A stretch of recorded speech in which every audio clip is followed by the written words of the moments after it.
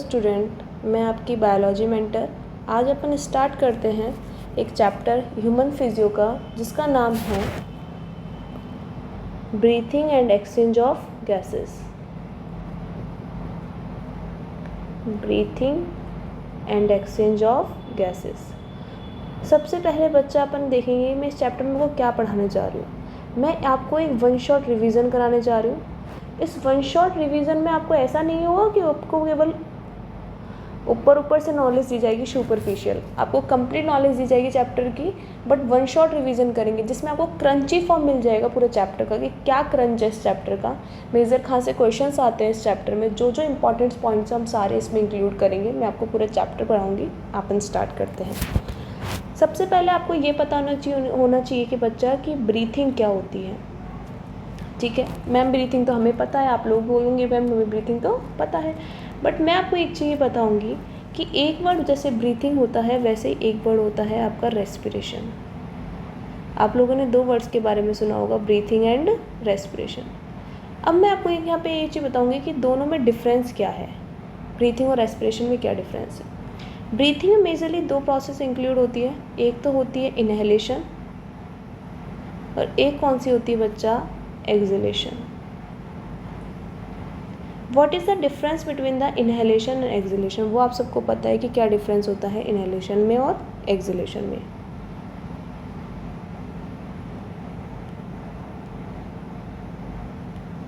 अब देखिए क्या डिफरेंस होता है। इनहेलेशन का मतलब क्या होता है कि O2 का इनहेल करना, O2 गैस का इनहेल करना। एक्सहेलेशन का मतलब क्या होता है, CO2 गैस को एक्सहेल करना, बाहर निकालना। सिंपल सा वर्ड है, O2 गैस को अंदर लेना, CO2 गैस को बाहर निकालना। ये मेजर डिफरेंस होता है इनहेलेशन और एक्सहेलेशन, जो आप लोगों ने 10th क्लास में पढ़ा और आपको पता भी है। पर आप लोगों को ये थोड़ा कन्फ्यूज़न इस चीज़ में होगा कि ब्रीथिंग और रेस्पिरेशन में क्या डिफरेंस है। वो सुनो, आपको पता है हमने खाना खाया, खाने से हमें क्या मिला, जो भी हमने फूड लिया उस फूड से हमें क्या मिला बच्चा, ग्लूकोज मिला। क्या मिला, ग्लूकोज। इसका फॉर्मूला क्या होता है, C6H12O6। और आपने क्या करी, इनहेलेशन करी, और इनहेलेशन में कौन सी गैस इनहेल करी, O2 गैस इनहेल करी। और जब ये ग्लूकोज इसके साथ रिएक्ट करता है ऑक्सीजन के साथ, तब क्या बनाता है, कार्बन डाइऑक्साइड बनाता है, वाटर का मॉलिक्यूल बनाता है, और साथ में क्या रिलीज़ करता है, ATP। और आपको पता है हमारा मेजर जो टारगेट है वो क्या है, ATP एनर्जी है। ATP is the energy currency of the cell. Clear है। अब आपका आगे का टॉपिक आता है कि इसमें क्या क्या हुआ रेस्पिरेशन के अंदर। मैम हमसे कोई रेस्पिरेशन पूछे तो हम क्या बोले, मेजर क्या हुआ, तो आप बोलेंगे कि रेस्पिरेशन कहाँ पे हो रही है, सेल में। तो इस रेस्पिरेशन को सबसे पहले क्या बोलेंगे, सेल्यूलर रेस्पिरेशन बोलेंगे। क्या बोला जाएगा, सेल्यूलर रेस्पिरेशन। साथ में ऑक्सीजन का ऐड हो रहा है, किसके साथ हो रहा है, ग्लूकोज के साथ, तो क्या बोलेंगे, oxidation of glucose. Second point आपको क्या आना चाहिए, ऑक्सीडेशन ऑफ ग्लूकोज। क्लियर है। थर्ड आना चाहिए आपका ATP का फॉर्मेशन, तो फॉर्मेशन ऑफ ATP। ये मेजरली आपके पास क्या आने चाहिए, 3 पॉइंट्स आने चाहिए, जो किस में हो रहे हैं, रेस्पिरेशन प्रोसेस में हो रहे हैं। क्लियर है। आगे बढ़ते हैं। तो आपको क्लियर हुआ ब्रीथिंग और रेस्पिरेशन में क्या डिफरेंस है। ब्रीथिंग ओनली 2 प्रोसेस इनहेल है, O2 को लेना, CO2 को बाहर एक्सहेल करना। रेस्पिरेशन में क्या है, उस O2 का क्या यूटिलाइजेशन है, तो आप इंक्लूड 1 पॉइंट और आल्सो इंक्लूड कर सकते हैं, यूटिलाइजेशन ऑफ O2, यूटिलाइजेशन ऑफ ऑक्सीजन या O2। That's final. आगे बढ़े, आगे देखिए। इसके बाद आपका मेजर आता है कि ब्रीथिंग में कौन कौन से स्टेप इन्वॉल्व है। स्टेप्स इन्वॉल्व इन ब्रीथिंग, कि ब्रीथिंग में कौन कौन से स्टेप इन्वॉल्व है।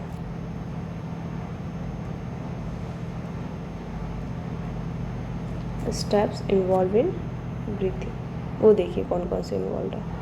सबसे पहले आपको पता है कि हम कोई भी एयर को इनहेल या एक्सहेल कर रहे हैं, ठीक है, उसका मेन टारगेट क्या है, लंग्स है। उसका मेन टारगेट क्या है, लंग्स।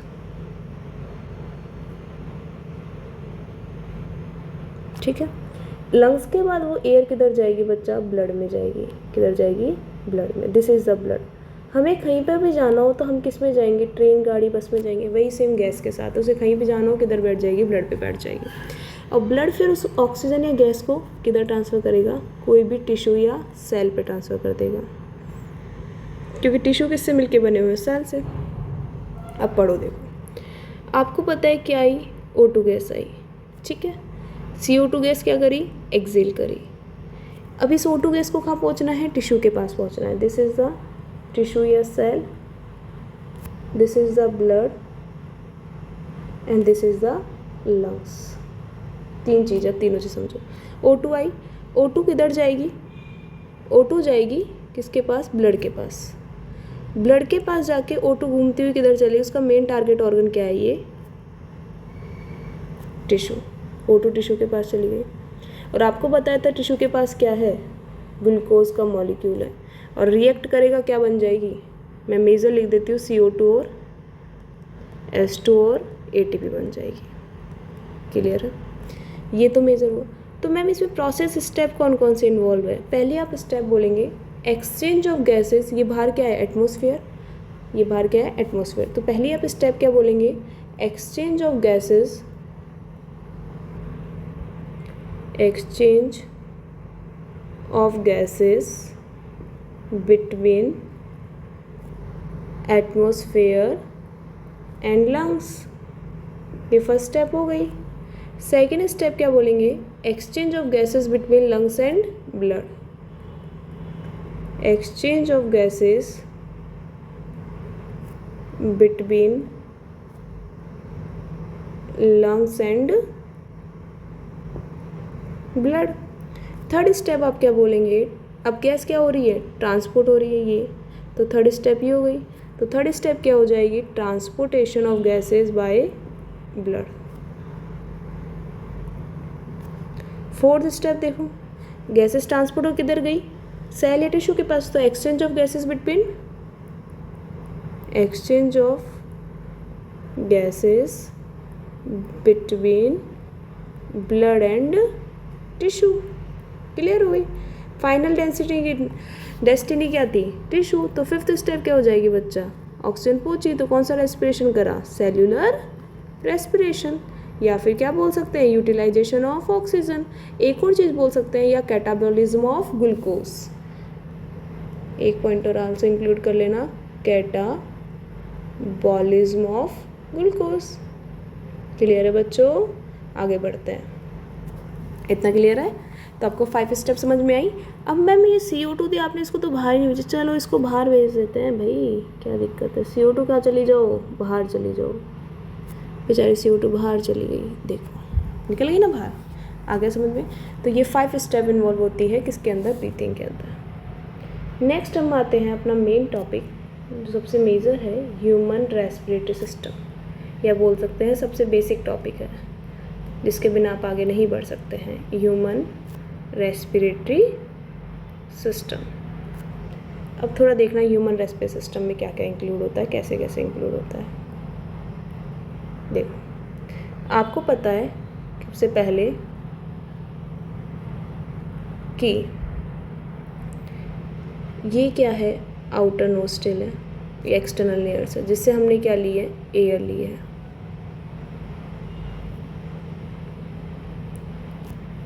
और ये क्या है, बक्कल कैविटी या ओरल कैविटी, इसकी ओपनिंग क्या है, ये माउथ। ठीक है, इनको बोला जाता है बच्चा, ये 2 होते हैं, बीच में पार्टीशन होते हैं, को क्लियर ही बना देती हूँ।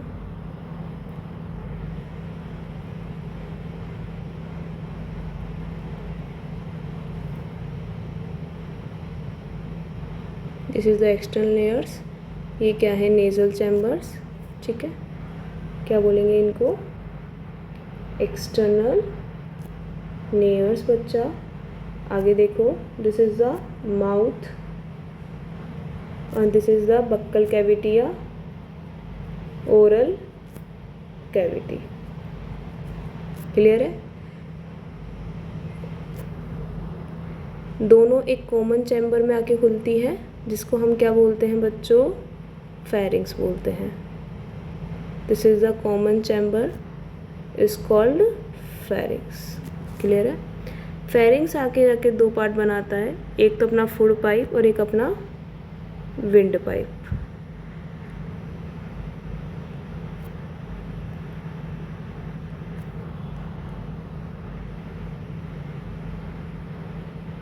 ठीक है। This is the wind pipe, जिसको क्या बोला जाता है, ट्रैकिया बोला जाता है। और दिस इज़ द फेरिंग्स। तो बोलते हैं कि फेरिंग्स इज़ द, आप देख रहे हो यहाँ से क्या आ रही है, एयर एंटर कर रही है, माउथ से क्या एंटर कर रहा है, फूड एंटर कर रहा है, और दोनों आके कॉमन चैम्बर में खुल रहे हैं, जिसमें हम क्या बोलते हैं, फेरिंग्स बोलते हैं। तो बोल दिया जाता है is a common pathway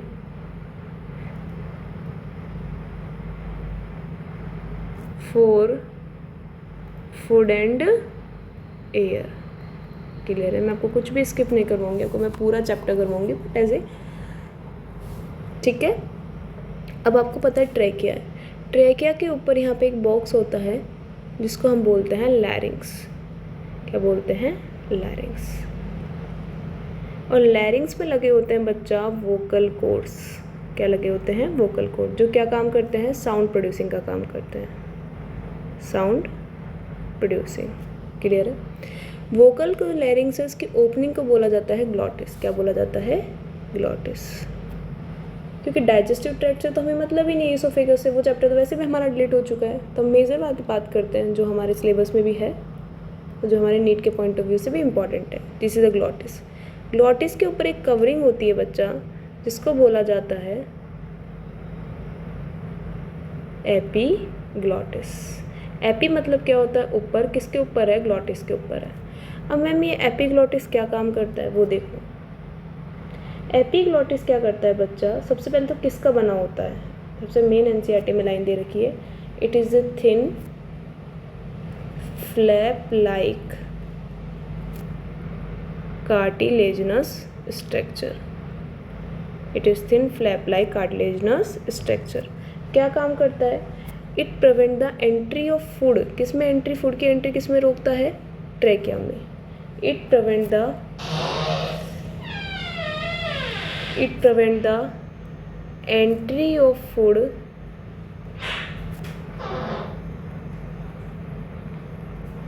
into the trachea या इनटू द लैरिंग्स बोल सकते हैं। क्लियर है? आगे बढ़े, समझ में आया? तो अगर आपसे कोई पाथवे पूछे तो आप क्या बोलेंगे, यहाँ से क्या एंटर कर रही है बच्चा, एयर। एयर किस में जा रही है, एक्सटर्नल एयर्स के थ्रू जा रही है, इसको बोल दिया जाता है नेजल चैम्बर।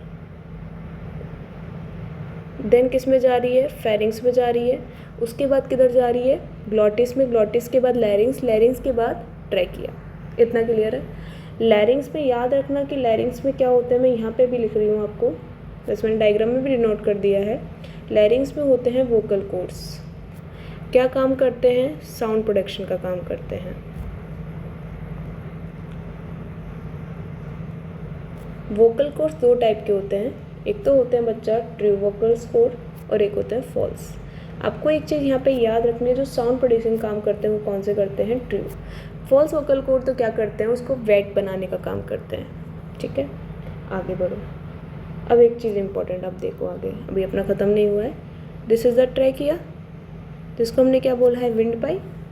ट्रैकिया किस में डिवाइड होता है बच्चा, ब्रोंकाई में। किस में डिवाइड होता है, bronchi.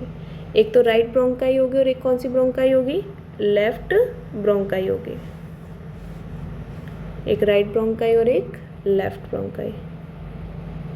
Trachea divided into the right and left bronchi. अब मैम ये जो ट्रैकिया है वो कौन से कैसे डिवाइड करता है वो सुनो। सबसे पहले आपको एक चीज़ याद रखनी है कि ट्रैकिया पे क्या होता है, इनकम्प्लीट कार्टिलेजिनस रिंग होती है। इनकम्प्लीट कार्टिलेजिनस रिंग जो क्या होती है, आगे से तो कंप्लीट होती है, पीछे से कैसी होती है, इनकम्प्लीट। मतलब ventrally complete, dorsally incomplete. Ventral तो कंप्लीट और डॉर्सल कैसी होती है, इनकम्प्लीट होती है। क्लियर है? क्या करती है ट्रैकिया, अगर मैं बात करूँ तो ट्रैकिया का काम क्या है, कोलैप्सिंग द, कोलैप्स को क्या करती है, बचाती है। उसके बाद ये जो प्राइमरी ब्रोंकाई है, सबसे पहले आपको एक चीज़ याद रखनी है, आप लोगों ने पढ़ेंगे, आप लोग ठीक है। जो बच्चे पढ़ चुके हैं एज ए रिपीटर के स्टूडेंट्स हैं, फाइटर के स्टूडेंट को तो पता है, थोड़ा उनको आइडिया होगा कि उन्होंने 11th क्लास से पढ़ा होगा कि ट्रैकिया कैसे डिवाइड करता है। बट जो न्यू स्टूडेंट है 11th वाले, वो एक बार सुन लीजिए कि जो ट्रैकिया होता है आपके यहाँ पीछे होती है वर्टिब्रा, डॉट साइड पे क्या लगी होती है, वर्टिब्रा। आप लोग पढ़ेंगे कि वर्टिब्रा 5 टाइप की होती है, सर्वाइकल, थोरेसिक, लंबर, सैक्रल और कॉक्सिल। थोरेसिक वर्टिब्रा वो होगी जो थोरेक्सिक रीजन में आएगी। पूरी थोरेसिक जो वर्टिब्रा होती है वो कितनी होती है, 12। और ये 5th लेवल की थोरेसिक वर्टिब्रा पे, मतलब T5 पे किस में डिवाइड होती है, प्राइमरी ब्रोंकाई में डिवाइड हो जाती है। बहुत इंपॉर्टेंट क्वेश्चन है, यहाँ से आया भी हुआ है, नीट का PYQ है डायरेक्ट, इसको बिल्कुल हाईलाइट कर लो यहाँ से और लिख लो PYQ कि T5 लेवल पे trachea divided into the right and left primary bronchi. फिर प्राइमरी ब्रोंकाई पे अगेन डिवाइड करती है, ये थकती नहीं है, डिवाइड करती रहती है। प्राइमरी ब्रोंकाई क्या बना लेती है बच्चा, secondary bronchi. Secondary bronchi again divide करती है, अगेन डिवाइड करके बनाती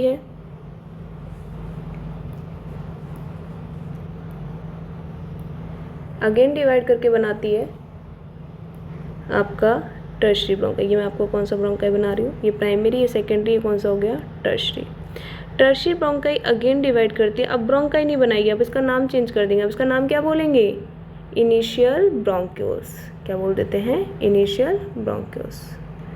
और इनिशियल ब्रोंक्यूल्स आगे जाके क्या बनाती है बच्चा, टर्मिनल ब्रोंक्यूल्स बनाती है। This is the terminal bronchioles. Clear हुआ। अब सबसे पहले आते हैं अपने सीक्वेंस पे। हमने सीक्वेंस पढ़ते हैं कि कौन कौन से कैसे कैसे एयर मूव करती है। ट्रैकिया, ट्रैकिया से प्राइमरी ब्रोंकाई, प्राइमरी ब्रोंकाई से सेकेंडरी ब्रोंकाई, सेकेंडरी ब्रोंकाई से बच्चा टर्शरी ब्रोंकाई, टर्शरी ब्रोंकाई से initial bronchiole, then terminal bronchioles. अब देखते हैं सीक्वेंस कि कैसे कैसे इसका सीक्वेंस है। सबसे पहले एयर किधर गई, अगर आप डायग्राम में देखेंगे तो आपको क्लियर मेंशन है। सबसे पहले एयर आई एक्सटर्नल लेयर्स के थ्रू, ठीक है। तो सबसे पहले मैं यहाँ पे क्या लिखूँगी, एक्सटर्नल लेयर्स।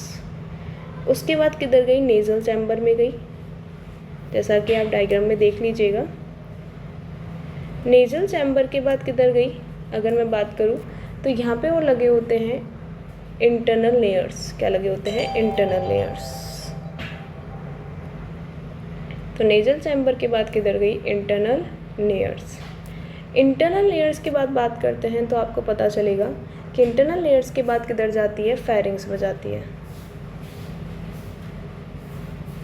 फेरिंग्स के बाद जब एयर है तो उसके बाद किधर जाती है, ग्लॉटिस में जाती है। ग्लॉटिस के बाद आप लोग एक बार डायग्राम और देख लीजिएगा जब मैं अब लिख रही हूँ। ग्लॉटिस के बाद लैरिंग्स में, लैरिंग्स के बाद किधर जाती है, ट्रैकिया में। ट्रैकिया के बाद जाती है प्राइमरी ब्रोंकाई,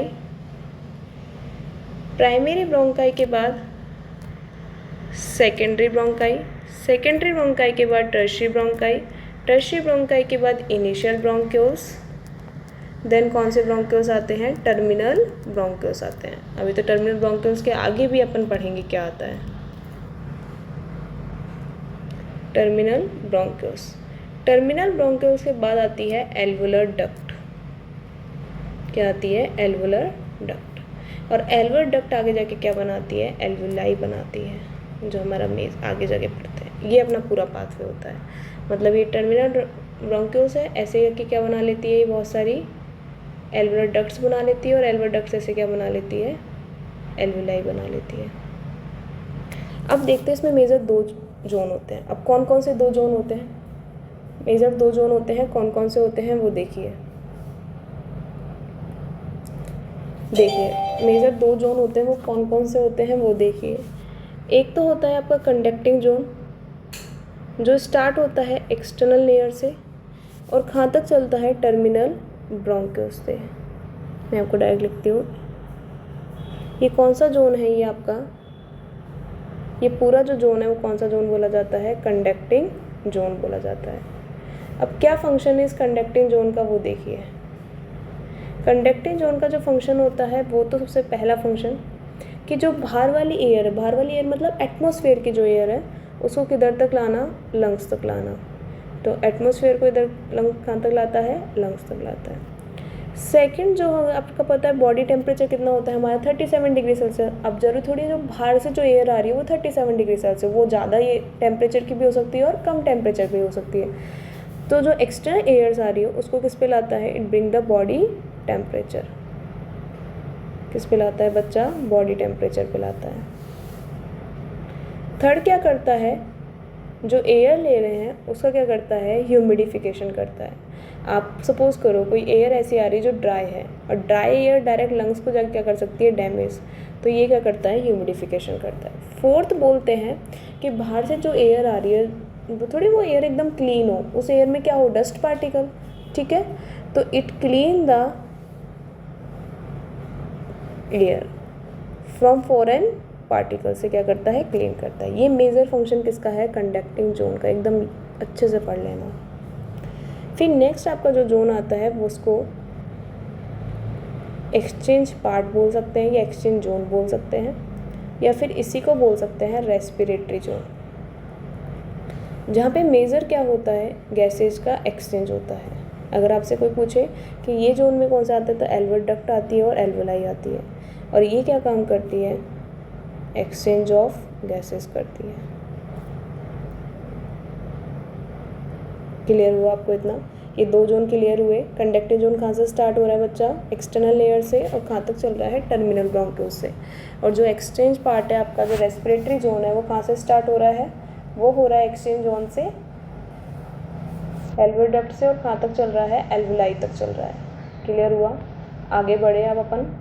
अब सबसे पहले आपको ये भी पता होना चाहिए कि इनकम्प्लीट जो कार्टिलेजनस रिंग होती है वो कहाँ प्रेजेंट होती है। तो इनकम्प्लीट जो कार्टिलेजनस रिंग होती है वो प्रेजेंट होती है बच्चा ट्रैकिया पे प्रेजेंट होती है, और कहाँ तक होती है, टर्मिनल इनिशियल ब्रोंक्यूल्स तक। कहाँ तक होती है, इनिशियल ब्रोंक्यूल्स तक। कौन सी रिंग होती है, इनकम्प्लीट कार्टिलेजनस रिंग। आपको मैंने इसमें ही बताया था क्या काम करती है incomplete cartilaginous ring,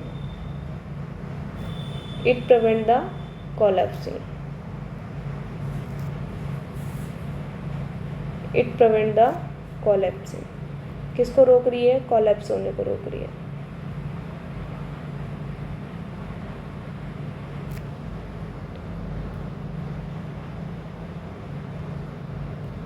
it prevent the collapsing, collapsing मतलब होता है पिचकना।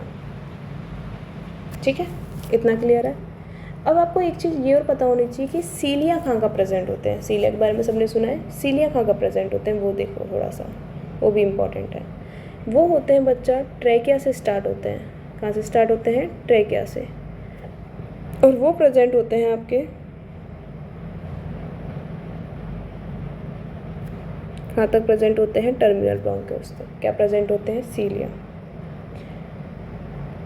तो हम बोल सकते हैं सीलिया प्रेजेंट हो तो सीलिएटेड एपिथेलियम है यहाँ पे। कौन सा एपिथेलियम बच्चा, सीलिएटेड एपिथेलियम। क्या काम करती है सीलिया, सीलिया काम करती है कि म्यूकस है ना उसको बाहर मूवमेंट कराने में, आउटवर्ड मूवमेंट कराने में। तो movement of mucus outward, mucus का बाहर क्या कराती है, मूवमेंट कराती है। ये जितने भी मैंने आपको पॉइंट्स बताए जो कहाँ कहाँ पे प्रेजेंट होते हैं, कहाँ से स्टार्ट हो रहे हैं, ये बहुत इम्पॉर्टेंट है। सारे के सारे पॉइंट्स एकदम अच्छे से चार्ट का स्क्रीनशॉट ले लेना, इस वीडियो का स्क्रीनशॉट लेना, पर ये बहुत इंपॉर्टेंट चार्ट है, ये आपका बहुत हेल्प करेगा नीट में। जितने भी आप क्वेश्चंस लगाएंगे PYQ वो सारे इससे लग जाएंगे, because it A crunchy of the chapter. Clear है स्टूडेंट्स, आगे बढ़ते हैं। इसके अलावा आपको अब एल्वेलाई के कुछ फीचर्स बताती हूँ मैं आपको।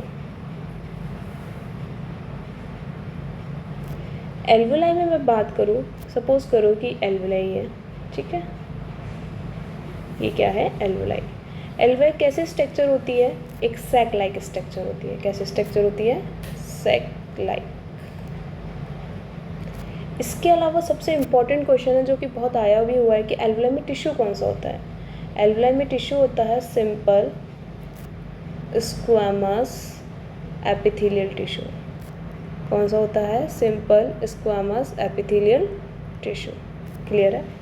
इसके अलावा याद रखना जो एक्सचेंज ऑफ गैसेज है ये एक्सचेंज ऑफ गैसेस बोल सकते हैं। मैं आपको एक चीज़ बताती हूँ, इसको डिफ्यूज़न प्रोसेस के थ्रू होती है। कौन सी प्रोसेस के थ्रू होती है? Diffusion process. तो हमने जितनी भी एक्सचेंज ऑफ गैसेस पढ़ी है तो कौन सी प्रोसेस के थ्रू हो रही है? सारी डिफ्यूज़न प्रोसेस, बिकॉज हमेशा गैसेस का exchange high pressure to low pressure होता है। क्लियर है? इसके अलावा आपको ये भी पता होना चाहिए कि जो एल्वलाई होती है वो कैसी होती है? वेस्कुलराइज्ड होती है। वेस्कुलराइज्ड कैसे क्यों बोलते हैं? बिकॉज जो ब्लड सप्लाई है बहुत ज़्यादा क्या होती है? रिच होती है। तो कैसे बोलेंगे? वेस्कुलराइज्ड। इसके अलावा एक लाइन में याद रखना, एल्वलाई। अगर तुम बताओ कोई भी एक सैक है या कोई भी एक बैग है, अगर वो बैग की मेम्ब्रेन मोटी होगी तो क्या थिक होगी? तो आज कोई भी चीज़ें अच्छे से ईजिली ट्रांसफ़र हो पाएगी या नहीं हो पाएगी? बिल्कुल नहीं हो पाएगी। और एल्वलाई तो क्या कर रही है? ट्रांसफ़र कर रही है, गैसेस का एक्सचेंज कर रही है। तो एल्वलाई की जो मेम्ब्रेन है वो कैसी होनी चाहिए? थिन होनी चाहिए। कैसी होनी चाहिए? थिन। और थिन होती है तो थिन इर्रेगुलर मेम्ब्रेन होती है इसकी। ये मेजरली आपको ये सारे पॉइंट्स बहुत ज़्यादा हेल्प करेंगे क्वेश्चंस करने में, PYQs करने में आपके, और आपके नीट के आगने वाले क्वेश्चंस में बहुत ज़्यादा हेल्प करेंगे, because is a crunchy of the chapter and the NCERT। ये लाइन मैं आपको बार बार बोल रही हूँ स्टूडेंट्स, और इस लाइन को बहुत अच्छे से ध्यान रखना। ठीक है, अब हमारा नेक्स्ट टॉपिक जो अपन स्टार्ट करते हैं वो हमारा कौन सा होएगा? लंग्स। पर इससे पहले आप इसको अच्छे से गो थ्रू करिएगा कि कैसे कैसे हमने क्या। तो हमेशा याद रखिएगा एक्सचेंज ऑफ गैसेज जितना भी हो रहा है वो कौन से प्रोसेस के थ्रू हो रहा है? Diffusion process.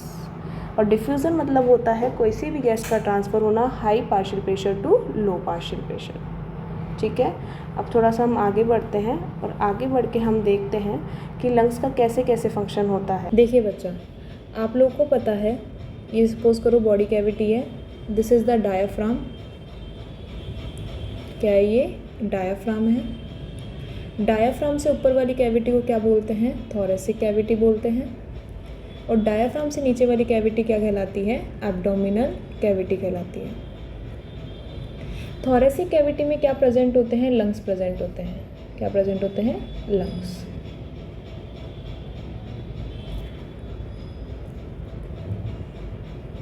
थोरेसिक कैविटी में क्या प्रेजेंट होते हैं? लंग्स प्रेजेंट होते हैं। This is the right lung and this is the left lung. ठीक है, जो ये राइट लंग होता है वो कैसा होता है बच्चा? अपर एंड वाइडर होता है। अपर एंड वाइडर। और जो लेफ्ट लंग होता है वो कैसा होता है? लोअर होता है और नैरो होता है। Lower and narrow. क्लियर है बच्चों? अब आपको लग रहा होगा कि मैम ने ये लेफ्ट लंग के अंदर ये क्या बनाया है? इसको बोला जाता है कार्डियक नोच। क्या बोलते हैं? कार्डियक नोच। इस कार्डियक नोच में क्या रहता है? अपना हार्ट सिचुएटेड रहता है। तभी आप लोगों ने सुना होगा कि ह्यूमन का जो हार्ट होता है वो किधर की साइड होता है? थोड़ा टिल्टेड लेफ्ट साइड होता है। लेफ्ट साइड क्यों बोला जाता है? बिकॉज ये लेफ्ट लंग के कार्डियक नोच में क्या होता है? प्रेजेंट होता है। दोनों लंग्स के जो बीच की जो स्पेस है उसको बोला जाता है मेडिस्टिनम। क्या बोलते हैं? मेडिस्टिनम। क्लियर है? अब देखते हैं कवरिंग ऑफ लंग्स। हमारा अगला है कवरिंग ऑफ लंग्स। आपको मैं बहुत सिंपल तरीके से बताती हूँ बच्चों कि लंग्स की कवरिंग को बोला जाता है प्लूरा। क्या बोला जाता है? प्लूरा। सपोज करो ये लंग्स है, ठीक है, और लंग्स के ऊपर ये क्या मिल रही है? कवरिंग मिल रही है। और लंग्स की कवरिंग को हम क्या बोलते हैं? प्लूरा बोलते हैं। आपको पता है प्लूरा दो लेयर में डिवाइड होती है, एक आउटर प्लूरा बोलते हैं और एक को क्या बोलते हैं? इनर प्लूरा बोलते हैं। अब दोनों में क्या डिफरेंस है आउटर प्लूरा और इनर प्लूरा में? वो देखिए, this is the outer pleura and this is the inner pleura. इसको आप कौन सी प्लूरा बोलेंगे बच्चा? आउटर। और इसको कौन सी प्लूरा बोलेंगे? इनर। क्लियर है? दोनों प्लूरा के बीच में वो कैविटी दिख रही होगी, इस कैविटी को बोला जाता है प्लूरल कैविटी।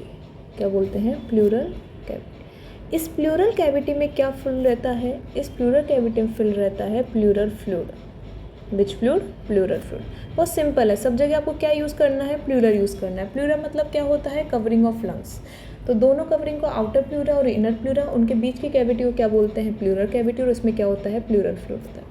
अब सबसे पहले आपके पास एक क्वेश्चन आना चाहिए दिमाग में कि what is the function of the pleural fluid. तो प्लूरल फ्लूइड का जो फंक्शन होता है वो क्या बोला जाता है?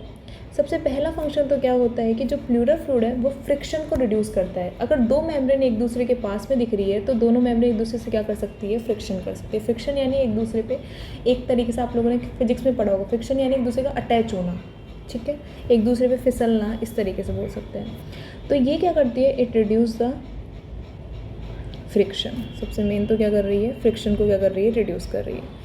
सेकेंड हम बोल सकते हैं कि एक शॉक एब्जॉर्बर की तरह फंक्शन करती है, पर मेजरली फंक्शन बोलते हैं इट रिड्यूस द फ्रिक्शन। आगे बढ़ते हैं। अगर आपसे कोई पूछे कि जो आउटर प्लूरा है वो किसके कांटेक्ट में आ रही है, आप बता सकते हैं आउटर प्लूरा किसके कांटेक्ट में आ रही है? आउटर प्लूरा आपको पता है किसके कांटेक्ट में आएगी? बाहर की कैविटी क्या है? थोरैक्स। तो किसके कांटेक्ट में आएगी? थोरैसिक कैविटी के कांटेक्ट में। This is the thoracic cavity. और इनर जो प्लूरा है वो किसके कांटेक्ट में आएगी? लंग्स के कांटेक्ट में आएगी। एक क्वेश्चन आपका यहाँ से क्लियर हो गया कि outer pleura contact with thoracic cavity और इनर प्लूरा किसके कांटेक्ट में आ रही है? आपके लंग्स के कांटेक्ट में। और एक वर्ड अच्छे से याद करना कि लंग्स का हम क्या बोल देते हैं? लंग्स को ही पल्मोनरी बोल देते हैं। क्या बोल देते हैं? पल्मोनरी। तो अगर ह्यूमन में कौन सा रेस्पिरेशन होता है? लंग्स के थ्रू होता है, तो उस रेस्पिरेशन को आप क्या बोल सकते हैं? पल्मोनरी रेस्पिरेशन भी बोल सकते हैं। आगे बढ़ते हैं। अगला टॉपिक आता है आपका what is a thoracic cage, कि थोरैसिक केज क्या होता है। अब देखना थोरैसिक केज यानी मतलब होता है थोरैसिक वाले पार्ट में क्या क्या चीज़ें आ रही हैं। आप लोगों ने सबने डॉर्सल वेंट्रल सरफेस का नाम सुना है? What is the dorsal and what is the ventral? थोड़ा समझना। वेंट्रल मतलब होता है फ्रंट साइड। वेंट्रल मतलब क्या होता है? Front side. और डॉर्सल मतलब क्या होता है? Back side. और आपको मैंने पहले भी प्रीवियस में बताया था जब हम आगे पढ़ रहे थे कि थोरैसिक में क्या होती है? वर्टिब्रा कॉलम होती है। और कौन सी वर्टिब्रा होती है? थोरैसिक वर्टिब्रा होती है। ठीक है, तो आपको क्लियर हो गया होगा कि डॉर्सल साइड पे कौन सी हो जाएगी? थोरैसिक वर्टिब्रा हो जाएगी। और वेंट्रल साइड किधर है? आगे की साइड, फ्रंट की साइड। और फ्रंट की साइड पे क्या लगी होती है? स्टर्नम लगी होती है। दो चीज़ें तो आपकी यहाँ पे क्लियर हो गई। तो थोरैसिक केज में एक रोल तो किसका हो गया बच्चा? स्टर्नम का हो गया। और स्टर्नम किधर लगी हुई है? Ventral side. कितनी होती है? सिंगल होती है। तो एक कौन किसका रोल हो गया? Thoracic vertebra. और आपको पता है कि जो थोरैसिक वर्टिब्रा होती है वो कितनी होती है? मैंने आपको पहले भी बताया था कितनी होती है? 12 होती है। इसके अलावा एक होता है रोल अपना डायाफ्राम का। और डायाफ्राम में कौन सी मसल्स होती है? फ्रेनिक मसल्स होती है। याद रखना कि डायाफ्राम में कौन सी मसल्स होती है? Phrenic muscle. इस मीन्स ये हो गया कि डायाफ्राम आपका बोनी पार्ट नहीं है, डायाफ्राम आपका क्या है? मस्कुलर पार्ट है। क्लियर है? और एक होती है रिब्स के पास, जो आपको पता है कि रिब्स किधर लगी होती है? Lateral side. किधर लगी होती है? Lateral side. और कितनी रिब्स होती है बताइए? 12 पेयर में होती है, मतलब टोटल कितनी हो गई? 24 हो गई। और डायाफ्राम किधर लगा होता है? लोअर साइड लगा होता है। तो टोटल अगर मैं आपसे बोन पूछूं थोरैसिक केज में कितनी बोन्स हैं, बोन्स पूछ रही हूँ, तो 24 प्लस 12 कितनी हो गई? 36। और 36 प्लस 1 कितनी हो गई? बोन्स टोटल कितनी हो गई? 37 बोन हो गई। That's final. इसको इंक्लूड नहीं करेंगे बिकॉज ये कैसा है? मस्कुलर पार्ट है। थोरैसिक केज क्लियर होगा। अब आगे बढ़ते हैं। अगला जो अपना टॉपिक आता है वो आता है बच्चा मैकेनिज्म ऑफ ब्रीथिंग। कौन सा आता है? Mechanism of breathing. आपको ये वन शॉट भी लगेगा और आपको ये ऐसा भी लगेगा कि हमारे सारे क्वेश्चंस भी हो रहे हैं और हमें पूरा कॉन्सेप्ट भी क्लियर हो रहा है। मैकेनिज्म ऑफ ब्रीथिंग में किस किस का रोल होता है? एक रोल होता है बच्चा आपके डायाफ्राम का, जो आप सबको पता है। किसका रोल होता है? डायाफ्राम का। और डायाफ्राम में कौन सी मसल्स होती है? फ्रेनिक मसल्स होती है। मैं आपको एक चीज़ बताती हूँ, रिब्स के लिए अपन यूज़ करते हैं कॉस्टल वर्ड। कौन सा वर्ड यूज़ करते हैं? Costal word. तो रिब्स के लिए कॉस्टल, और रिब्स में मिलने वाली मसल्स को क्या बोल देते हैं? Intercostal muscles. तो इंटरकॉस्टल मसल्स कहाँ प्रेजेंट होती है? रिब्स में प्रेजेंट होती है। अब इंटरकॉस्टल मसल्स भी दो टाइप की होती है। एक तो होती है एक्सटर्नल इंटरकॉस्टल मसल्स जो आउटर साइड प्रेजेंट है, और एक होती है इंटरनल इंटरकोस्टल मसल। कि सपोज करो कि ये रिब्स है, ऐसे क्या लगी हुई है? रिब्स। ठीक है, तो ये रिब्स की जो आपको दिख रहा है, ये बीच की जो मसल्स होंगी रिब्स में, जिसमें आपको और एक्सप्लेन कर देती हूँ। रिब्स के जो बीच की मसल्स है, ये कौन सी मसल्स है बच्चा? Costal muscle. जो आउटर साइड पे दिख रही होगी, अब मैं इसमें 3D तो करके बता नहीं सकती हूँ, जो आपको आउटर साइड पे दिख रही होगी वो कौन सी होगी? एक्सटर्नल। और जो आपको इंटरनल साइड पे दिख रही होगी वो कौन सी होगी? इंटरनल। ठीक है, अगर पूरा नाम लिखना चाहे तो external intercostal muscles, internal intercostal muscles. Clear हो गया? आगे बढ़ते हैं। थर्ड किसका रोल है? थर्ड आपका रोल है डायफ्राम हो गया, एब्डोमिनल का। तो एब्डोमिनल वाले पार्ट में आने वाली मसल्स को कौन सी मसल्स बोलेंगे? एब्डोमिनल मसल्स बोल देंगे। That's fine. क्लियर? आगे बढ़ते हैं। सबसे पहले मैं आपको पढ़ाती हूँ नॉर्मल ब्रीथिंग के बारे में, कि नॉर्मल ब्रीथिंग हम कैसे करते हैं। नॉर्मल ब्रीथिंग, आपको पता है कि नॉर्मल जो ब्रीथिंग हो रही है, कोई सी ब्रीथिंग करो, दो प्रोसेस इंक्लूड होगी। एक तो आपकी इनहेलेशन या इंस्पिरेशन, और एक कौन सी होगी आपकी? एक्सहेलेशन या एक्सपायरेशन। इनहेलेशन में क्या होता है बच्चा? आपको सबको पता है, मैं पहले ही बता चुकी हूँ, O2 का आना और CO2 का बाहर जाना, एक्सहेलेशन। अब देखो, सबसे पहले मैं आपको एक मसल्स का रोल बताती हूँ, डायफ्राम की। आपको पता है कि डायफ्राम नॉर्मली कौन सी शेप का होता है? डोम शेप का। आपको मैंने डायग्राम में बनवाया था। This is a diaphragm. Shape कौन सी होती है यहाँ पे? डोम शेप होती है। कैसी शेप का है? डोम शेप का। जब आप इनहेलेशन करेंगे तो जो डोम शेप है वो किस में कन्वर्ट हो जाएगी? देखो, ये डायफ्राम था, ये डोम शेप था, ये किस में कन्वर्ट हो जाएगा? फ्लैट में हो जाएगा। और फ्लैट में कन्वर्ट हो रहा है तो ये हो रहा है यहाँ पे, क्या हो रहा है? कॉन्ट्रैक्ट हो रहा है। क्या हो रहा है? कॉन्ट्रैक्ट। और यहाँ पे जो डायफ्राम है वो नॉर्मल स्टेट में है, क्योंकि आप दोबारा क्या कर रहे हैं? एक्सहेलेशन कर रहे हैं, एयर बाहर निकाल रहे हैं। तो किस स्टेट में आ जाएगा? रिलैक्स स्टेट में आ जाएगा। और रिलैक्स स्टेट में आएगा तो कैसे शेप हो जाएगी? दोबारा डोम शेप हो जाएगी। क्लियर है? आगे बढ़ते हैं। इसके अलावा आपको एक चीज़ याद रखनी है कि एक्सटर्नल इंटरकॉस्टल जो मसल्स होती हैं वो भी क्या होती है? इनहेलेशन के टाइम पे कॉन्ट्रैक्ट होती है। क्या होती है? कॉन्ट्रैक्ट। और एक्सहेलेशन के टाइम पे क्या होती है? रिलैक्स। ये मेजर दो मसल्स का रोल होता है, डायफ्राम का और एक्सटर्नल इंटरकॉस्टल मसल। अब आप देखिए कि डायफ्राम यहाँ पे है, ये डायफ्राम कैसी शेप में जा रहा है? फ्लैट शेप में। और आपको पता है ये जो एक्सिस होती है, कौन सी एक्सिस होती है? ऊपर वाले को बोलते हैं एंटीरियर, नीचे वाले को क्या बोला जाता है? पोस्टीरियर। मतलब ये कौन सा एक्सिस हो गया बच्चा? Anterior posterior axis. अब चीज़ें पहले डोम शेप में थी, अब किस में हो रहा है? डायफ्राम थोड़ा सा क्या जा रहा है? फ्लैट जा रहा है। अब तुम्हें पता है कि डायफ्राम फ्लैट जा रहा है तो कौन सा एक्सिस बढ़ रहा है? क्योंकि कोई भी चीज़ें डोम में थी और वो थोड़ी कांटेक्ट हो रही है, और कांटेक्ट हो रही है, फ्लैट हो रही है, नीचे की साइड जा रही है, तो ये पूरा एक्सिस क्या कर जाएगा? बढ़ जाएगा। और पूरा एक्सिस बढ़ेगा तो हम कौन सा बोलेंगे? एंटीरियर पोस्टीरियर एक्सिस क्या हो गया है? इंक्रीज्ड हो गया है। क्लियर हो गया? ठीक है। अब मैं बोल रही हूँ कि जो रिब्स की मसल्स है वो भी कांटेक्ट हो रही है। और रिब्स किधर लगी हुई है? लेटरल। ये सपोज करो, ये थोड़ा समझना, ये साइड कौन सी है? लेटरल साइड है। और तो ये जो साइड है लेटरल, आपको पता है कि ये ऊपर वाला कौन सा हो गया? Anterior posterior axis.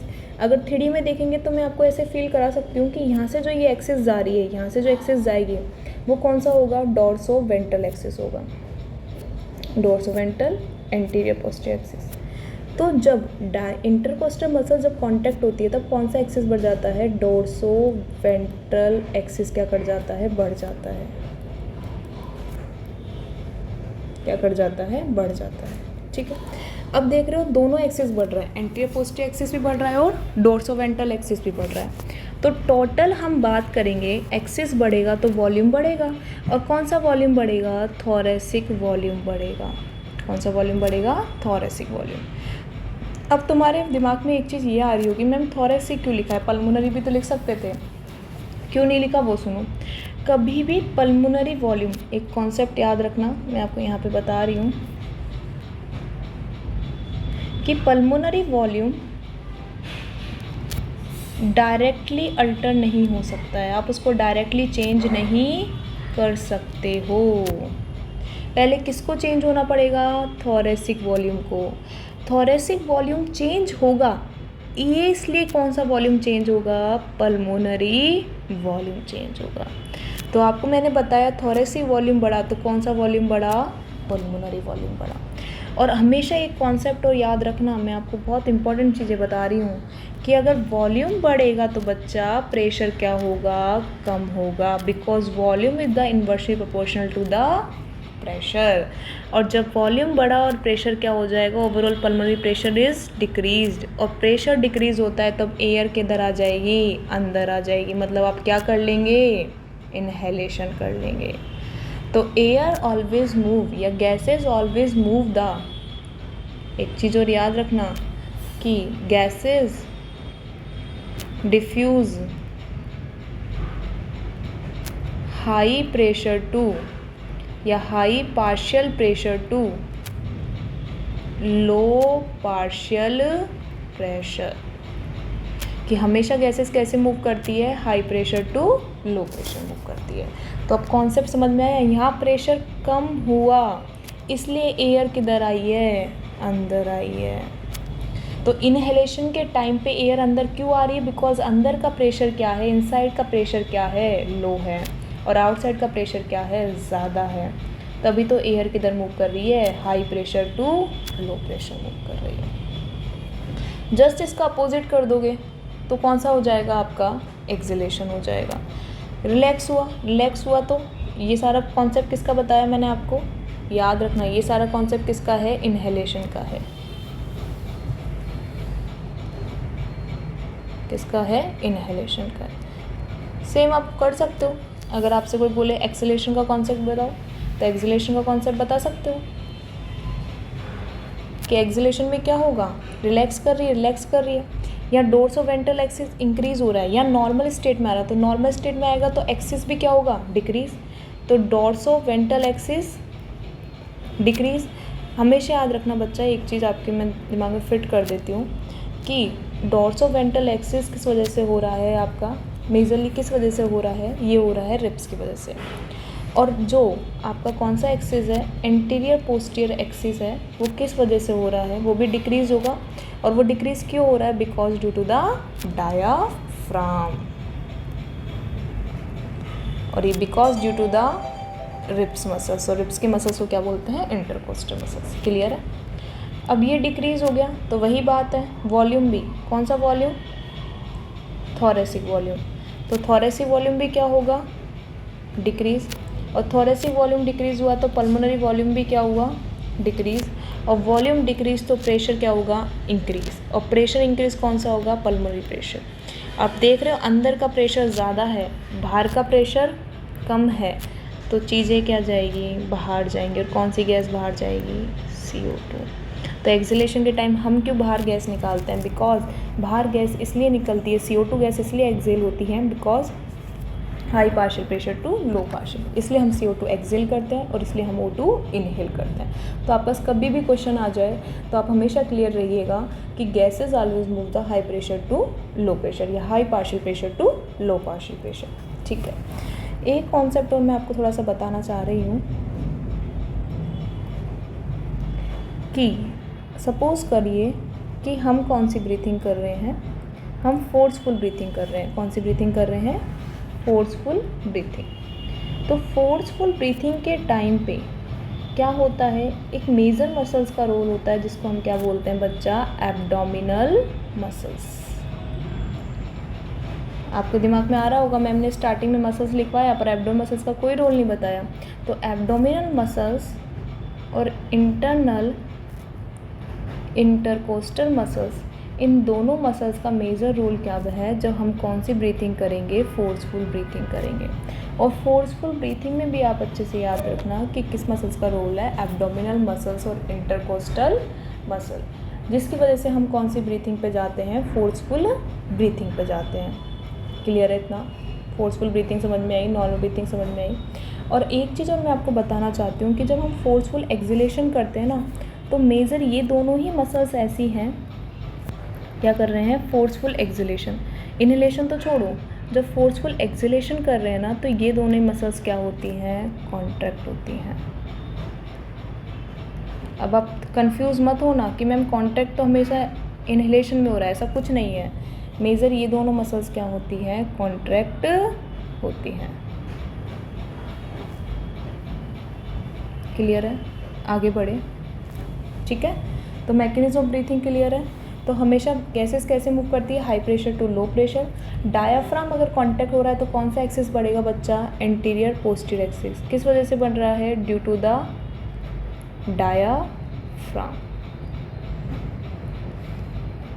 और जो थोरेसिक वॉल्यूम बढ़ेगा तो इसलिए पल्मोनरी वॉल्यूम बढ़ेगा। कभी हमेशा याद रखना, pulmonary volume can not directly alter, कभी खुद से अल्टर नहीं हो सकता है। वो कब अल्टर होगा, जब थोरेसिक वॉल्यूम चेंज होगा, तो वो किस में रिफ्लेक्ट हो जाएगा, पल्मोनरी वॉल्यूम में। क्लियर। आगे बढ़ते हैं हम लोग, अगला टॉपिक पढ़ते हैं हमारा। अगला टॉपिक यूज़ करते हैं respiratory volume and capacity. Next topic is the respiratory volume and capacity. मैं आपको बहुत सिंपल तरीके से बताऊंगी रेस्पिरेटरी वॉल्यूम एंड कैपेसिटी क्या होता है। आप लोगों ने सपोज करो एक वाटर बॉटल है, एक कौन सी बॉटल है, वाटर बॉटल। इस वाटर बॉटल की टोटल जो इसमें वाटर आ सकता है वो आ सकता है 1 लीटर। कितना आ सकता है, 1 लीटर। तो 1 लीटर इसकी क्या हो गई बच्चा, कैपेसिटी हो गई। भाई इतना वाटर इसके अंदर आ सकता है, बट मैंने इसमें वाटर फिल करा है केवल इतना सा, मतलब अप्रोक्स 250 ml वाटर फिल करा है। और दिस इज़ द क्या हो गया, वॉल्यूम, कि कितना वॉल्यूम है इसमें, 250 ml। तो आप इसमें से आइडिया लगा सकते हैं कि हम एक से ज़्यादा वॉल्यूम को अगर मिक्स कर देते हैं तो क्या बना सकते हैं, हम उससे कैपेसिटी की बात कर सकते हैं। अगर आप एक से ज़्यादा वॉल्यूम करते हैं तो क्या बन जाती है, कैपेसिटी बन जाती है। क्लियर है। सबसे पहले आपको मेजरली 4 वॉल्यूम्स की बात करी गई है। वो कौन कौन सी वॉल्यूम्स हैं वो सुनना। सबसे पहले जो वॉल्यूम आती है वो आती है टाइडल वॉल्यूम। कौन सी वॉल्यूम आती है, टाइडल वॉल्यूम। टाइडल वॉल्यूम को मैं शॉर्ट फॉर्म में बोल दूँगी टीवी। टाइडल वॉल्यूम वो होती है, अच्छे से समझना, मैं इतना थ्योरी नहीं लिख सकती पर आप सुन लेना। टाइडल वॉल्यूम वो होती है जो नॉर्मल ब्रीथिंग के टाइम जो एयर आप ले रहे हैं और जो एयर आप निकाल रहे हैं, उस वॉल्यूम को हम कौन सी वॉल्यूम बोलते हैं, tidal volume. During the normal breathing, not forceful breathing. किसकी टाइम बात कर रहे हैं, नॉर्मल ब्रीथिंग। और इसकी जो वैल्यू होती है वो होती है बच्चा 500 ml। कितनी होती है, 500 ml। नेक्स्ट जो वॉल्यूम आते हैं वो आता है इंस्पायरेटरी रिजर्व वॉल्यूम। कौन सा आता है, इंस्पायरेटरी रिजर्व वॉल्यूम। इसको शॉर्ट फॉर्म में क्या बोल सकते हैं आप लोग, IR भी बोल सकते हैं। क्या बोल सकते हैं, IR। ये वो वॉल्यूम होती है, आप सपोज करो बाबा रामदेव वाले योगा करने बैठ गए, ठीक है, और आप कर रहे हैं फोर्सफुल इनहेलेशन। क्या कर रहे हैं, फोर्सफुल इनहेलेशन। तो फोर्सफुल इनहेलेशन के टाइम पे आप नॉर्मल एयर तो लेंगे ही लेंगे, बट आप तो फोर्सफुल ब्रीथिंग कर रहे हैं तो ज़्यादा एयर इनहेल करेंगे। और ज़्यादा एयर आप जब इनहेल करेंगे तो कौन सी एयर वो लेंगे, इंस्पायरेटरी रिजर्व वॉल्यूम। और उसकी जो वॉल्यूम क्या होती है वो होती है 2500 से 3000 ml होती है। क्लियर है। थर्ड होती है आपकी एक्सपायरेटरी रिजर्व वॉल्यूम, जिसको हम शॉर्ट फॉर्म में क्या बोलते हैं, ERV बोलते हैं, ERV, एक्सपायरेटरी रिजर्व वॉल्यूम, जिसको क्या बोला जाता है, ERV बोला जाता है। ये वो वॉल्यूम है बच्चा, आप सपोज करो आप कर रहे हैं फोर्सफुल एक्सलेशन। अब बाबा रामदेव वाले योगा करने बैठे हो, अब फोर्सफुल इनहेलेशन करा है तो फोर्सफुल एक्सलेशन भी करना ही पड़ेगा आप लोगों को। और फोर्सफुल एक्सलेशन मतलब वो एयर जो आप लंग्स से क्या निकाल रहे हैं, ज़्यादा बाहर नहीं, नॉर्मल तो निकाल ही रहे हैं 500, पर एक्स्ट्रा एयर बाहर निकाल रहे हैं, उसको बोली जाता है एक्सपायरेटरी रिजर्व वॉल्यूम। और वो कितनी होती है, वो होती है 1000 to 1100 ml। ठीक है, कितनी होती है, 1000 to 1100 ml। फोर्थ आती है आपकी बच्चा रेजिडुअल वॉल्यूम। अब नाम से थोड़ा समझ में आ रहा है, रेजिडुअल यानी बच गई है, रेजिड्यू यानी चीज़ें बच चुकी हैं। अब रेजिडुअल वॉल्यूम को शॉर्ट फॉर्म में RV बोल देंगे। ये वो वॉल्यूम है जो हमेशा आपके लंग्स में रहेगी, चाहे आप कितनी ही फोर्सफुल क्या कर ले, ब्रीथिंग कर ले, चाहे फोर्सफुल एक्सलेशन कर ले और कितनी ही फोर्सफुल ब्रीथिंग कर ले, बट ये एयर हमेशा लंग्स में बचेगी। ठीक है, कितनी होती है, 1100 to 1200 ml होती है। क्लियर है, चारों समझ में आई। अब कैपेसिटी पे बढ़े अपन आगे। तो हमेशा याद रखना आरवी का कहीं पे भी क्वेश्चन आ जाए कि आरवी कभी लंग से बाहर निकलेगी, नहीं, बिल्कुल नहीं निकलेगी। आप फोर्सफुल एक्सलेशन कर ले, आरवी कभी लंग से बाहर नहीं जाएगी। आरवी क्यों लंग्स में रह रही है? अरे तुम लंग्स क्या है, एक सैक लाइक स्ट्रक्चर है एल्वुलाई, अगर सारी एयर निकाल दोगे तो लंग्स क्या कर जाएंगे? कोलैप्स कर जाएंगे। सिंपल सा कॉन्सेप्ट है। तो it prevent the collapsing of lungs. Clear है? It prevent the collapsing of lungs, कि लंग्स को पिचकने से बचा रही है।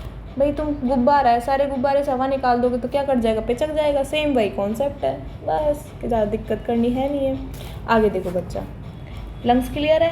अब पढ़ते हैं अपन कैपेसिटी के बारे में। थोड़ा सा अलग पेन यूज़ करते हैं, थोड़ा सा कलरफुल की तरफ बढ़ते हैं। कैपेसिटी आपको मैंने बताया था, वाटर की जो बॉटल है, वाटर तो इतना है बट उसकी कैपेसिटी कितनी है? 1 लीटर। इसको हम कैपेसिटी, मतलब एक से ज़्यादा वॉल्यूम को मिक्स कर दोगे तो क्या बन जाएगा? कैपेसिटी बन जाएगा। सबसे पहले हम जो कैपेसिटी देखते हैं वो देखते हैं हम कौन सी देखते हैं? Inspiratory capacity. Inspiratory capacity short form में क्या बोलोगे इसको? आईसी बोल दोगे? क्या बोल दोगे? आईसी। मतलब वो कैपेसिटी या वो एयर जो आप लंग्स से बाहर निकाल सकते हैं। आपके पास कितनी कैपेसिटी है आपके पास कितनी कैपेसिटी है जो आप एयर को अंदर ले सकते हैं? आपकी लंग्स की टोटल कितनी कैपेसिटी है इंस्पायरेशन करने की? तो हमारी लंग्स की, जैसे मैंने आपको बताया, टीवी तो आप लोगे ही लोगे जब आप नॉर्मल ब्रीथिंग कर रहे हैं। तो एक तो क्या हो गया? टीवी। और आप सपोज करो पूरी कैपेसिटी बतानी है और आप सपोज करो फोर्सफुल ब्रीथिंग करने बैठ गए और फोर्सफुल इन्हेलेशन कर रहे हो, तो कौन सी लोगे? आईआरवी लोगे। तो टीवी प्लस आईआरवी क्या बन गया? आईसी बन गया। ठीक है, तो टोटल आपकी लंग्स की कैपेसिटी कितनी हो गई? टीवी प्लस आई। मैंने बताया था कि वॉल्यूम को ऐड करके क्या बन जाएगी? कैपेसिटी बन जाएगी। सेकंड आपकी आ जाती है बच्चा एक्सपायरेटरी कैपेसिटी। एक्सपायरेटरी कैपेसिटी को आप क्या बोल सकते हैं? ईसी। शॉर्ट फॉर्म में क्या बोल सकते हैं? ईसी। अब ईसी क्या होता है? भाई आप कितनी ऐसी एयर है जो आप बाहर निकाल सकते हैं। हमने बताया आपको टीवी तो आप निकालेंगे और आप क्या कर रहे हैं? फोर्सफुल एक्सलेशन कर रहे हैं। अब कौन सी ऐसी एयर है जो आप बाहर निकाल सकते हैं? ईआर भी निकाल सकते हैं। तो कौन कौन सी एयर आपकी लंग्स की कितनी कैपेसिटी है एयर को बाहर एक्सेल करने की? तो एक तो हो गई टीवी और एक तो हो गई ईआरवी। थर्ड आपकी हो जाती है, कौन सी हो जाती है? Functional residual capacity, FRC. Functional residual capacity.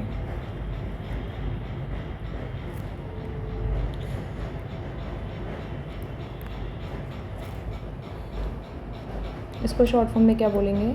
FRC बोलेंगे। अब फंक्शनल रेजिडुअल कैपेसिटी क्या हो सकती है वो देखो। फंक्शनल रेजिडुअल कैपेसिटी होती है कि सपोज करो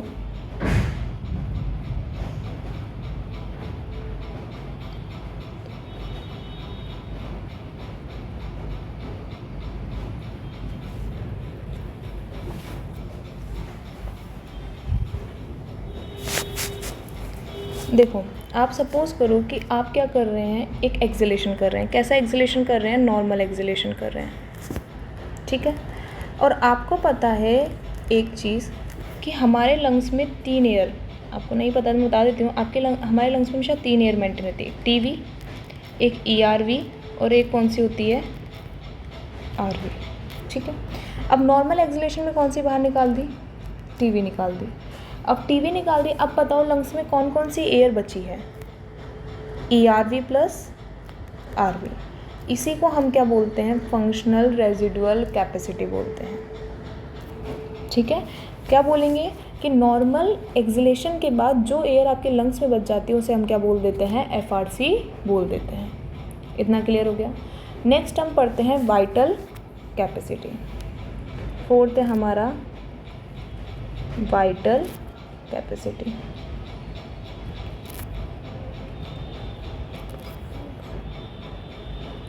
वीसी। अब थोड़ा समझना कि आप कर रहे हैं फोर्सफुल इन्हेलेशन। क्या कर रहे हैं? Forceful inhalation. मुझे एक चीज़ बताओ बच्चों कि आप फोर्सफुल इन्हेलेशन के टाइम पे कौन कौन सी एयर ऐसी है जो आप अंदर ले रहे हैं? टीवी ले रहे हैं और आईआरवी ले रहे हैं। ठीक है, यही ले रहे हैं। और लंग्स में कौन कौन सी एयर रहती है? ईआरवी रहती है और आरवी रहती है। और आपने कौन कौन सी ले ली, टीवी ले ली और आईआरवी ले ली। उसके बाद आप क्या कर रहे हैं, फोर्सफुल आपने क्या करा, एक्सलेशन करा और फोर्सफुल इनहेलेशन करा और टीवी और आप आईआरवी आपने अंदर ले ली। उसके बाद आप क्या कर रहे हैं, ये तो इतना क्लियर हो गया। आप कर रहे हैं उसके बाद फोर्सफुल इनहेलेशन, क्या कर रहे हैं, सॉरी फोर्सफुल एक्सलेशन कर रहे हैं। अब फोर्सफुल एक्सलेशन कर रहे हैं तो मुझे ये बताओ कौन कौन सी एयर बाहर निकालोगे। मैम टीवी तो निकालेंगे, ठीक है बच्चा। आईआरवी कहाँ रहती है, हमेशा बाहर रहती है, तो वो तो निकलेगी। और साथ में कौन सी निकाल देंगे, ईआरवी निकाल देंगे। तो TV plus IRV plus ERV क्या बन गई है, वीसी बन गई है। या मैं इसको ऐसे भी बोल सकती हूँ, थोड़ा समझना इस चीज़ को, इसको मैं ऐसे भी बोल सकती हूँ कि मैं कर रही हूँ या आप लोग कर रहे हैं फोर्सफुल एक्सलेशन। फोर्सफुल एक्सलेशन करोगे, पहले नॉर्मल तो करोगे, डायरेक्ट तो फोर्सफुल पे जाओगे नहीं। तो टीवी अंदर ली, सो टीवी बाहर निकाली और कौन सी बाहर निकाल देंगे, ईआरवी बाहर निकाल देंगे, ठीक है। और उसके तुरंत बाद आप क्या कर रहे हैं, फोर्सफुल इनहेलेशन कर रहे हैं। अब मैम आपने बताया था कि ये तीनों एयर तो लंग्स में रहती है, तो मैं बोल रही हूँ हाँ बिल्कुल रहती है, फोर्सफुल इनहेलेशन कर रहे हो। ईआरवी तो पहले लोगे अंदर, भाई तू तो अंदर जा, तो लंग्स में रहती है। प्लस कौन सी हो गई, टीवी हो गई, और प्लस कौन सी हो गई, आईआरवी हो गई। तो ईआरवी टीवी प्लस आईआरवी, आप देखो कैसे भी देख लो, दोनों तरीके से डेफिनेशन बोल सकते हैं। देखो वाइटल कैपेसिटी का मैं आपको दोनों में डिफरेंस सुनो, एफआरसी और वीसी बहुत इंपॉर्टेंट टॉपिक है इस कैपेसिटी का। एफआरसी में क्या होता है, हमेशा एक चीज़ याद रखना, टीवी ईआरवी आरवी हमेशा लंग्स में रह रही है, ठीक है। आप क्या कर रहे हैं, नॉर्मल एक्सलेशन कर रहे हैं, मतलब कौन सी बाहर निकाली, टीवी बाहर निकाली, तो कौन कौन सी लंग्स में बच गई, ईआरवी और आरवी बच गई। तो ईआरवी प्लस आरवी क्या बना दी, एफआरसी, दैट्स फाइन ना। वाइटल कैपेसिटी क्या होता है, आपको मैंने बताया ये तीनों एयर हमें लंग्स में रहती है। मैं करने जा रही हूँ फोर्सफुल इनहेलेशन। फोर्सफुल इनहेलेशन करने से पहले नॉर्मल तो करोगे, तो कौन सी अंदर लोगे, टीवी, प्लस कौन सी अंदर ली है, आईआरवी, क्लियर है। और लंग्स में ये दोनों थी पहले से ही, तो टीवी आईआरवी अंदर ले ली, क्लियर। मैं कह रही हूँ फिर आप तुरंत क्या कर रहे हैं, फोर्सफुल एक्सलेशन कर रहे हैं। फोर्सफुल एक्सलेशन में कौन सी बाहर निकालोगे, भाई आईआरवी तो लंग्स में रहती नहीं है, मैंने बताया ये तीनों रहती है, तो आईआरवी कहाँ निकाल दी, बाहर निकाल। पहले सबसे पहले आईआरवी को बाहर छोड़ो, भाई तू अपनी जगह पे जाओ, क्लियर है, चली गई। फिर कौन कौन सी निकाल दी, टीवी और ईआरवी निकाल दी, तो टीवी आईआरवी और ईआरवी बन गई, क्लियर है। या फिर इस डेफिनेशन को ऐसे बोल दो कि फोर्सफुल एक्सलेशन करा, कौन कौन सी बाहर निकाली, टीवी निकाली और ईआरवी निकाली, ठीक है। अब फोर्सफुल क्या करा, इनहेलेशन करा। फोर्सफुल इनहेलेशन में आपको पता है टीवी और आईआरवी तो लेंगे, और ईआरवी की जगह कहाँ पे है, लंग्स में है या नहीं है, तो ईआरवी टीवी और आईआरवी हो गई। तो दोनों तरीके से डेफिनेशन आ सकती है। फिफ्थ आती है आपकी total lung capacity, total lungs capacity, जिसको हम क्या बोलते हैं, टीएलसी बोलते हैं। अब टोटल लंग कैपेसिटी मतलब सारे वॉल्यूम को क्या कर दो, ऐड कर दो, चारों वॉल्यूम को ऐड कर दो, तो क्या क्या बन जाएगा, TV plus IRV plus ERV और प्लस आरवी, दैट्स फाइन ना। अब देखो बच्चा कैसे कैसे इसको लिख सकते हैं, ये तीनों मिलके क्या बन रही है, थोड़ा अच्छे से गौर करना, ये तीनों मिलके क्या कर रही है, वीसी। तो मैं वीसी प्लस आरवी लिख दूँ यहाँ पे, यहाँ भी जस्ट आपको बताया ईआरवी टीवी और आईआरवी मिलके क्या बना रही है, वीसी, तो वीसी प्लस आरवी हो गया। एक तो इस तरीके से लिख सकते हो, सेकंड इससे, और देखो टीवी और आईआरवी को क्या बोल सकते हैं, मैंने आपको बताया था टीवी और आईआरवी क्या कहलाती है, आईसी। तो कैसे लिख सकते हो, आईसी प्लस ईआरवी और आरवी दोनों मिलके क्या कहलाती है, एफआरसी। तो आईसी प्लस एफआरसी हो गया, ये एफआरसी हो गया और ये क्या हो गया, आईसी। फोर्थ देखो कैसे लिख सकते हो, ईआरवी और टीवी क्या कहलाती है, ईसी। ईआरवी और टीवी ईसी, अभी आपको बताया था ईआरवी और टीवी क्या कहलाएगी, ईसी। और ईसी प्लस क्या कर दो, आईआरवी प्लस आरवी कर दो, क्लियर है। इसी को ऐसे भी खोल के लिख सकते हो, IC plus F R C कौन बनाती है, E R V plus R V. Clear है? आगे बढ़े। इसका अगर मैं ग्राफ बना के आपको समझाऊँ तो बहुत सिंपल तरीके से ग्राफ है, थोड़ा समझना इस चीज़ को।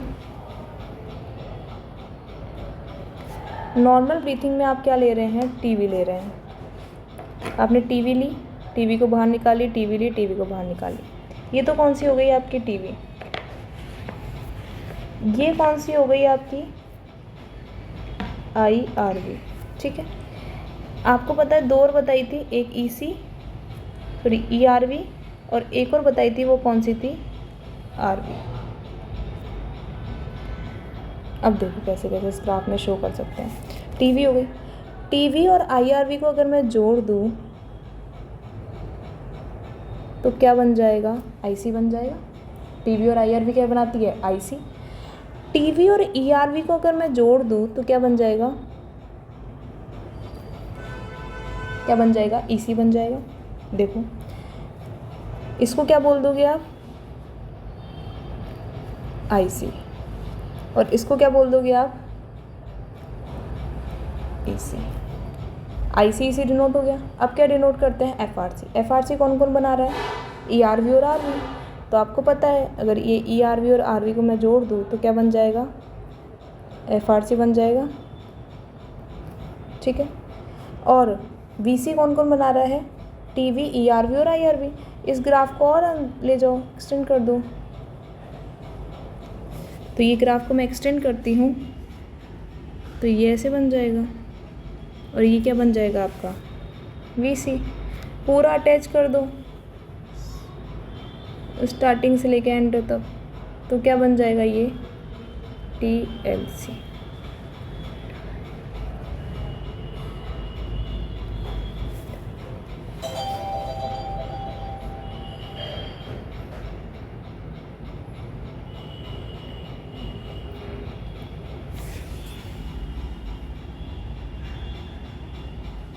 ये कौन सा हो गया, TLC। ठीक है, तो कंफ्यूज होने का बिल्कुल रिक्वायरमेंट नहीं है आपको एकदम क्लियर कॉन्सेप्ट क्लियर रखना है कि VC क्या होता है, FR। बहुत से बच्चे VC और FRC में कंफ्यूज होते हैं कि what is the VC and what is the FRC। तो हमेशा याद रखना लंग्स में 3 एयर रहती है, TV, ERV और RV। TV आती जाती रहती है, ERV केवल जब ही जाएगी जब हम क्या करेंगे, फोर्सफुल एक्सिलेशन करेंगे। कॉन्सेप्ट बेस्ट क्लियर, कंफ्यूज बिल्कुल नहीं होना है आपको यहाँ पे। ठीक है, आगे बढ़ते हैं।